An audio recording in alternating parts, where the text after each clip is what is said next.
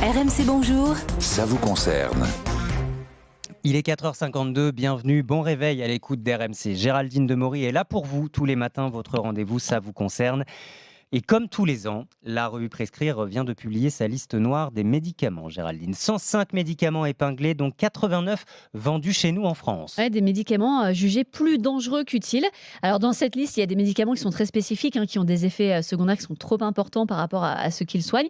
Et puis il y a des médicaments qu'on connaît tous, qu'on a pratiquement tous pris au moins une fois, notamment les médicaments contre le rhume. Vous savez, Dolirum, Actifed, Humex Rhume. On les connaît tous.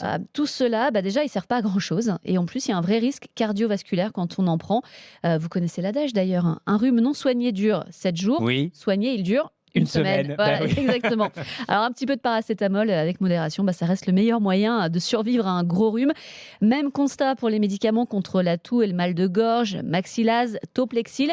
Des médicaments qui ne guérissent pas, mais qui ont des effets secondaires. Et il faut faire particulièrement attention pour les enfants, surtout lorsqu'on sait qu'un enfant sur 10 de moins de 15 ans s'est déjà vu prescrire un médicament contre-indiqué pour son âge. Ah oui. Le paracétamol type Doliprane, lui, il n'est pas à proscrire, mais il est à utiliser avec précaution, comme tous les médicaments. Et c'est vrai qu'on n'a pas toujours les infos quand on l'achète sans ordonnance. Et d'autant que là où c'est dangereux, c'est qu'en France, on est plutôt adepte de l'automédication. Oui, 8 Français sur 10 quand même qui ont recours à l'automédication. Alors pourtant, en France, on en consomme beaucoup moins que les autres pays européens, contrairement à une idée reçue. On a 2 fois moins recours à l'automédication que la moyenne européenne. Alors qu'est-ce qu'on achète sans ordonnance ? Depuis des années, on retrouve toujours les mêmes marques en tête.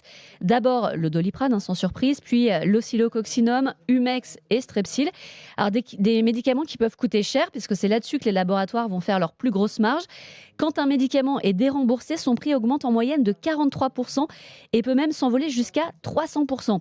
Un petit exemple, le Gaviscon, je suis sûre que vous connaissez, remboursé Oui. sur ordonnance, il vous coûtera 2,50 € si vous n'avez pas d'ordonnance. Le Gavisconel, c'est exactement les mêmes molécules, mais lui, il n'est pas remboursé et il coûte en moyenne 6,90 €. Donc Non. 6,90 € contre 2,50 €, le même médicament.